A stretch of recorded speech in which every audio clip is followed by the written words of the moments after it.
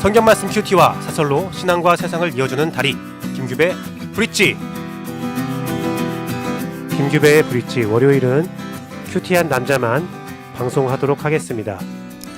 신자들의 도리, 실제적 행동에 대한 집신서 같은 야고보서는 그 내용을 마무리하면서 4가지 지침을 나열하고 있습니다.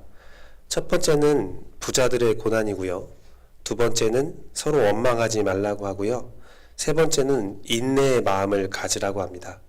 마지막은 맹세하지 말라고 하지요. 부자들의 고난 이유는요, 단순히 부함 때문에 그런 것이 아닙니다. 디모데전서 말씀에 돈은 일만하게 뿌리가 된다라는 말씀이 있는데요. 그것은 원어로 분해를 다시 해보면 돈은 일마간의 뿌리 중에 하나다라고 합니다. 즉, 돈이 나쁜 것이 아니라 돈을 대하는 사람의 태도가 나쁘다는 것이지요. 오늘도 그 말씀을 하고 있는 겁니다. 부함이 나쁘다는 게 아니에요. 부자는 무조건 다 징계를 받는다는 말이 아니라 오늘 말씀을 잘 읽어보면 그 부함이 하나님이 원하시지 않는 방법으로 이루어진 부함이기 때문에 심판을 받을 것이다 라는 말씀입니다. 그들의 부함은 야고보가 볼 때 썩고 좀먹은 부함이고 녹슬어버린 부함이라고 합니다. 그들의 부함이 올바르지 않았기 때문에 그들의 부함을 쌓는 방법으로 그들이 징계를 받고 멸망당할 것이라고 말합니다. 야고보가 말하는 그들의 부함이 바르지 못한 이유는 그들이 일꾼의 품삯을 바르게 주지 않았기 때문이다 라고 합니다. 이는 무엇이냐면 그 부함을 이룬 부자들은 그 부를 가져다 준 노동자의 목을 탈취해서 얻었다는 것이에요. 정당함이 아니라 탈취, 다른 자의 것들을 빼앗는 부함이었다는 겁니다. 그렇게 얻은 부를 가지고 그들은 사치하였고 방종하였고 그들 배만 살찌우는 그런 삶을 살아갔다는 겁니다. 그 와중에 그들은 또 얻은 부와 권력과 그 즐거움을 유지하기 위해서 그들에게 대항한 의인들을 죽였다라고 기록되어 있죠. 마치 오늘날의 세상과 정말 악한 부자들을 볼 때의 그 삶의 모습과 동일한 모습을 볼 수가 있습니다. 그런데요, 하나님은 또 야고보를 통해서 이런 말을 전달하고 있습니다. 이러한 세상에서 하나님을 원망하지 말고 인내하고 권면하라는 거예요.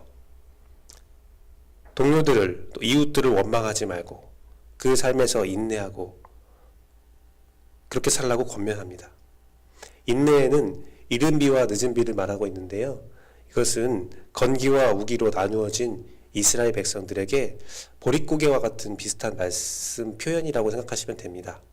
비가 빨리 오고 비가 늦게까지 와야 그 풍족한 하나님의 은혜 가운데 농산물을 잘 경작할 수 있잖아요.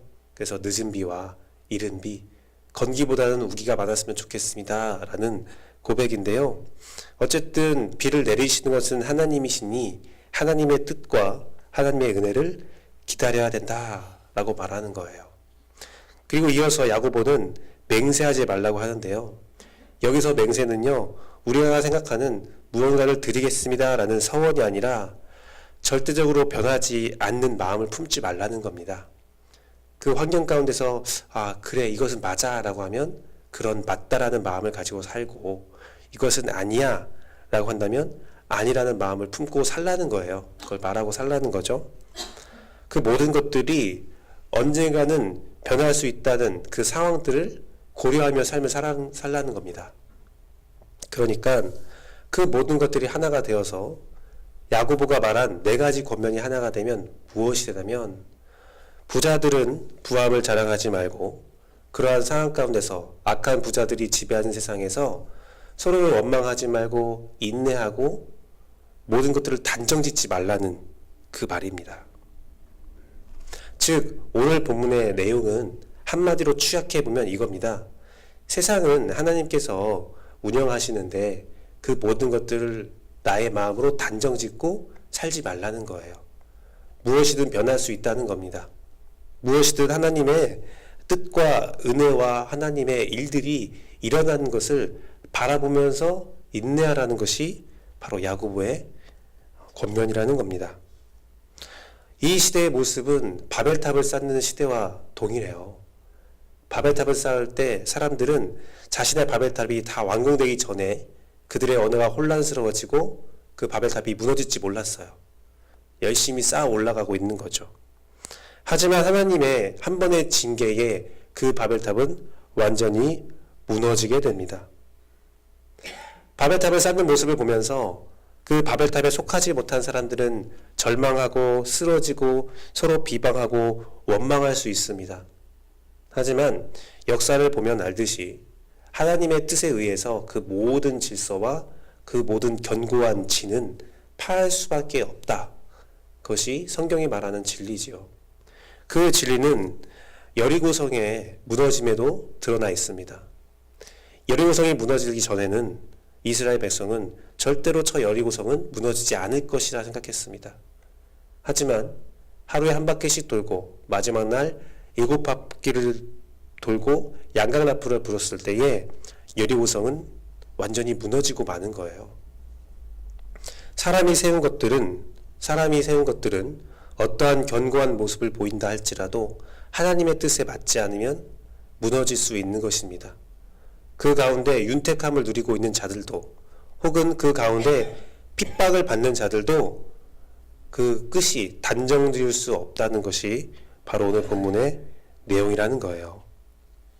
사람이 판단할 수 없는 절대적인 상황, 하나님의 통치와 연륜 안에서 어떤 일이든 일어날 수 있다는 그 가정, 아주 악한 자의 상황이 급변할 수 있고 아주 선한 자의 상황도 급변할 수 있다는 것, 이 세상에 영원한 것이 없다.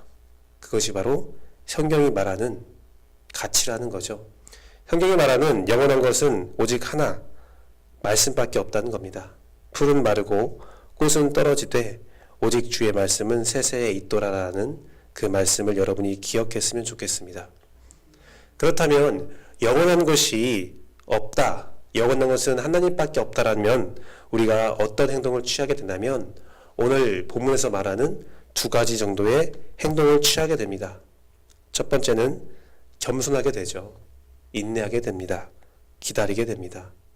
또 하나는 단순히 기다리고 인내하는 것이 아니라 하나님의 행함으로부터 눈을 떼지 못하게 됩니다. 하나님이 이 세상에 어떻게 역사하실지를 눈떼지 않고 가만히 바라볼 수 있고 인내할 수 있다는 것이지요. 저 악한 자들을 하나님께서 어떻게 진멸하실지, 또 의로운 자들을 하나님께서 어떻게 구원하실지를 우리가 바라보게 된다는 것입니다. 말씀을 맺도록 하겠습니다. 사랑하는 성도 여러분, 저는 우리들이 오늘 말씀처럼 겸손하게 하나님을 바라보길 원합니다. 이 상황을 원망하지 않고 사람을 미워하지 않고 인내하기를 소망합니다.